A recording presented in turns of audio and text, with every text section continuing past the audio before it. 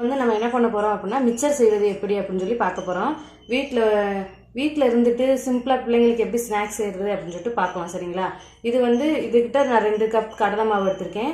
இதுக்கிட்ட 1 cup நிலக்கடலை எடுத்திருக்கேன். இதுக்கிட்ட 1 cup பொரிகடலை எடுத்திருக்கேன். நமக்கு தேவையான அளவு மிளகாய் பொடி, தேவையான அளவு அரிசி மாவு, உப்பு, கருவேப்பிலை, இதுதான் தேவையான பொருட்கள் நமக்கு. ஓகேவா? இப்போ எப்படி செய்யலாம்னு சொல்லிட்டு மாவு பிசையணும். இப்போ வந்து தேவையான அளவு உப்பு, நான் வந்து கல் உப்பை தான் மிக்சியில் அடித்து சேர்த்துருக்கேன்.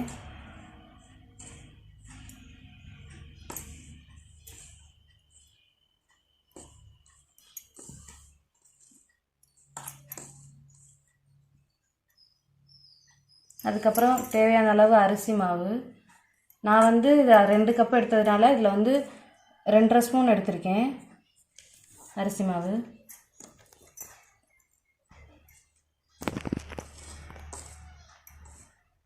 நீங்கள் எந்த கப்பு கிட்ட இந்த கடலை மாவு எடுக்கிறீங்களோ அதே கப்பு கிட்ட அதுக்கு தகுந்த மாதிரி, இப்போ வந்து 2 கப்பு கடலை மாவு நான் எடுத்திருக்கேன் அப்படின்னா 2.5 ஸ்பூன் மிளகாத்தூள், 2.5 ஸ்பூன் அரிசி மாவு, அந்த மாதிரி நீங்களும் அதே மாதிரி எடுத்துக்கோங்க.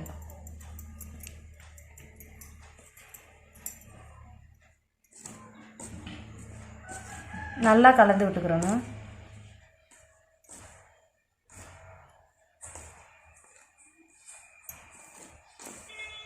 பாருங்கள், இப்போ நம்ம உப்பு, மிளகாய் பொடி, அரிசி மாவு, கடலை மாவு 4மே நல்லா சேர்த்து பிசைஞ்சாச்சு.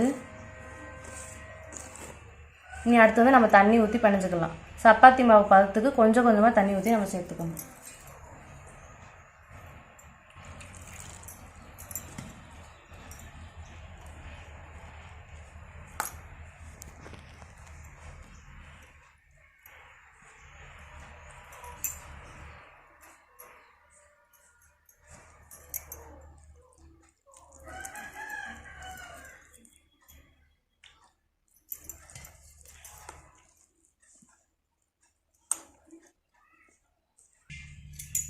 பாருங்கள், நம்ம அந்த மாவு பிசைஞ்சு முடிச்சாச்சு.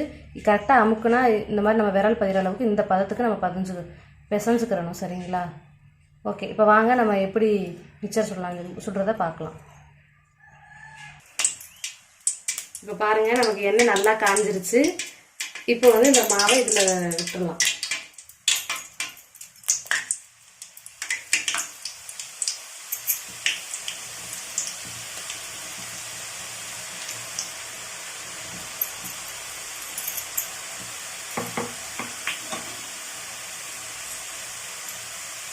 பாருங்க எந்த அளவுக்கு வந்து நல்லா வந்திருக்குன்னு. இது இன்னும் கொஞ்சம் வேகணும். வெந்தோட நம்ம பரட்டி போடலாம்.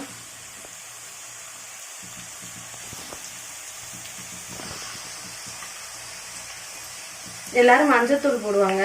உங்களுக்கு தேவை அப்படின்னா நீங்க போட்டுக்கோங்க. இது இல்லை அப்படின்னா ஓமப்பொடி மிக்சர் செய்யல நம்ம வந்து மஞ்சள் பொடி போட்டுக்கலாம்.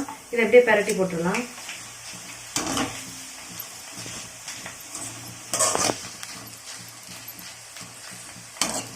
அவ்வளோதான். பாருங்க, நமக்கு மிக்சர் ரெடி.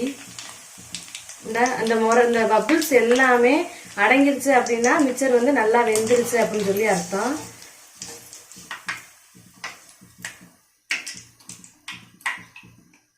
பாருங்க, நம்ம போட்டது மாதிரி நமக்கு மிக்சர் ரெடி ஆயிடுச்சு.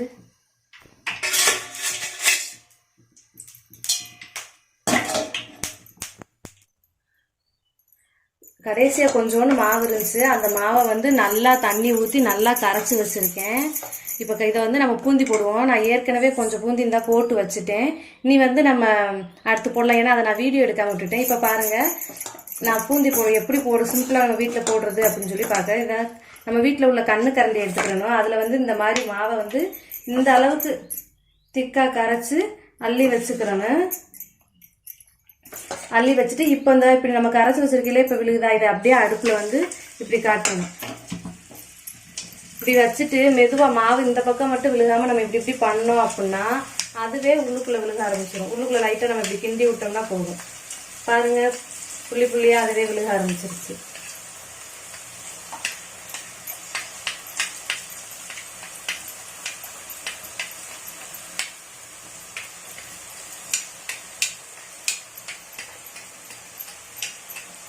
இந்த மாதிரி பண்ணையில் கொஞ்சம் கவனமாக பண்ணணும், எண்ணெய் எதுவும் தெரிக்காத அளவுக்கு.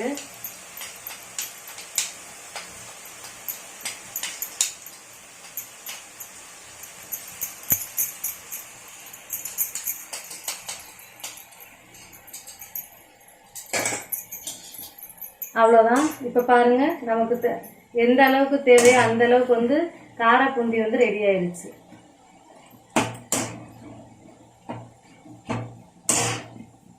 இங்கே பாருங்க, உங்களுக்கே நல்லா தெரியும் பார்த்தோன்னே.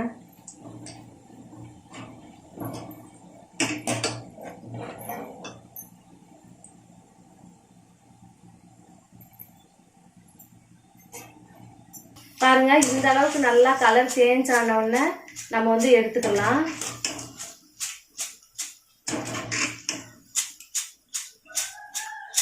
நல்லா இப்படி சவுண்டு வரணும். நல்லா இந்த அளவுக்கு கலர் சேஞ்ச் ஆயிருச்சு.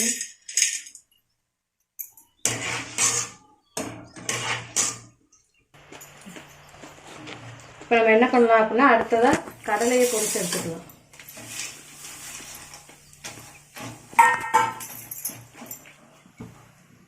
ரொம்ப கலர் சேஞ்ச் ஆக விடக்கூடாது, கொஞ்சமாக கலர் சேஞ்ச் ஆனதுக்கப்புறம்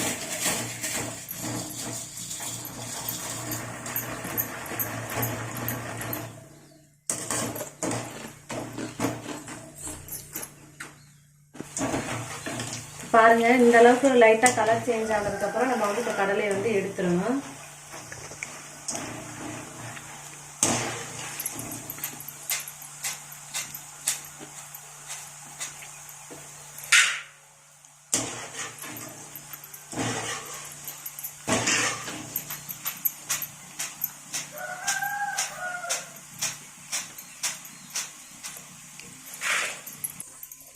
இப்போ வந்து அடுத்ததாக நம்ம பொரிகடலையை போட்டுக்கிறோம்.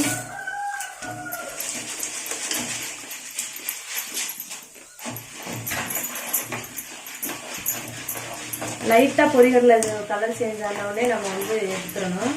கொஞ்சம் விட்டாலும் அவங்க வந்து கருகிடுவாங்க. பாருங்க, நல்லா எண்ணெய் காயவும் அவங்க முருன்னு வருது.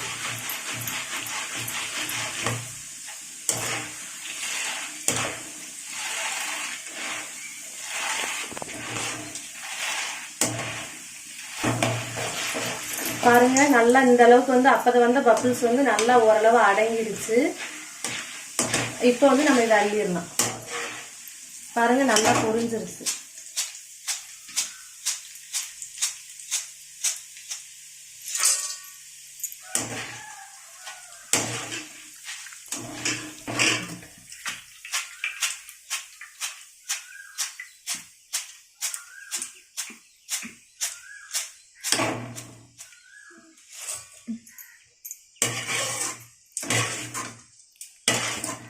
அதுக்கப்புறம் வந்து நம்ம இப்போ கருவேப்பிலையை போட்டு பொரிச்சுக்கலாம்.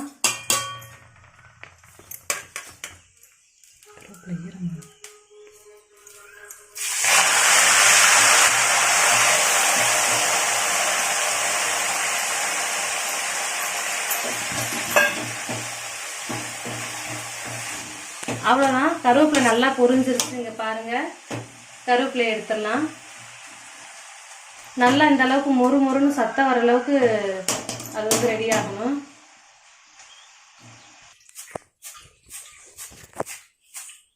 அவ்வளோதான், நல்லா கருவேப்பிலை மொறு மொறுன்னு வந்துருச்சு. உங்களுக்கு சவுண்டை கேட்டாலே தெரியும்னு நினைக்கிறேன். அவ்வளோதான், நமக்கு மிச்சர் ரெடி ஆயிடுச்சு.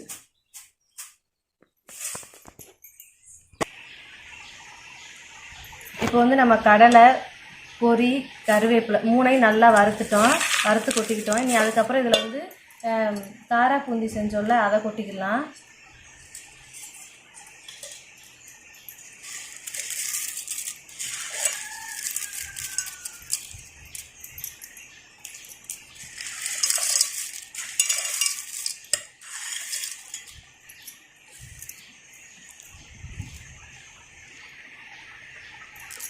அவ்வளோதான். இனி அதுக்கப்புறம் வந்து நம்மளோட மிக்சரை வந்து உடச்சி போட்டுக்கலாம். இது பாருங்கள், இந்த மிக்சரை வந்து உடச்சி கொஞ்சம் கொஞ்சமாக உள்ளே சேர்த்துக்கலாம்.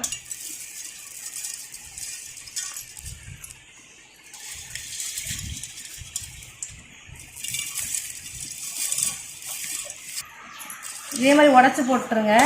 நான் இதிலையே கொஞ்சம் உடச்சிக்கிறேன்.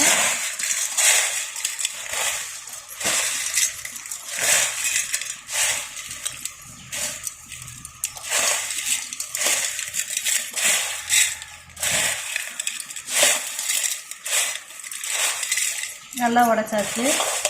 இப்போ வந்து நம்ம இதில் சேர்த்துக்கலாங்க.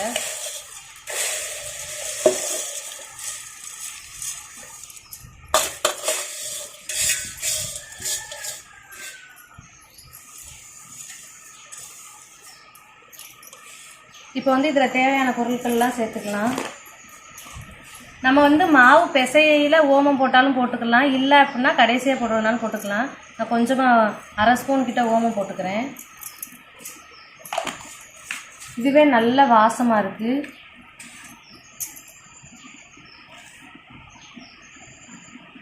கொஞ்சமாக நைஸ் உப்பு போட்டுக்கலாம். பாருங்கள், ஏற்கனவே நம்ம மிக்சரில் போட்டிருப்போம், ஆனாலும் கடைசியாக கொஞ்சம் போட்டோன்னா டேஸ்ட்டு கொஞ்சம் தூக்கி கொடுக்கும்.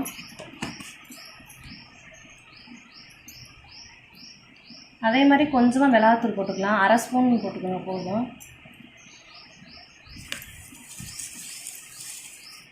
இது எல்லாத்தையும் நம்ம வந்து கீழேருந்து எல்லாத்தையும் கலந்து விடணும். இப்படி நம்ம எல்லாத்தையும் இப்படி கலக்க முடியாது. இப்படி சட்டியை எடுத்து இப்படி சிலுக்கிக்கலாம்.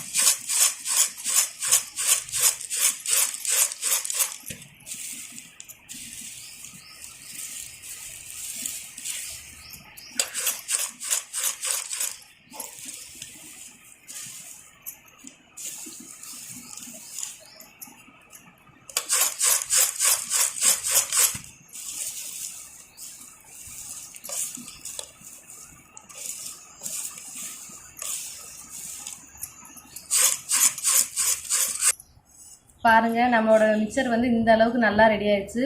நீங்களும் இதே மாதிரி செஞ்சு பார்த்துட்டு எப்படி இருக்குன்னு சொல்லுங்கள். சாப்பிட்டு பார்க்கவே செம்ம டேஸ்ட்டாக இருக்குது. சாப்பிடணும்னு ஆசையாக இருக்குது. அந்தளவுக்கு இருக்குது. நீங்களும் பண்ணி பார்த்துட்டு சொல்லுங்கள். தேங்க்யூ. டாட்டா.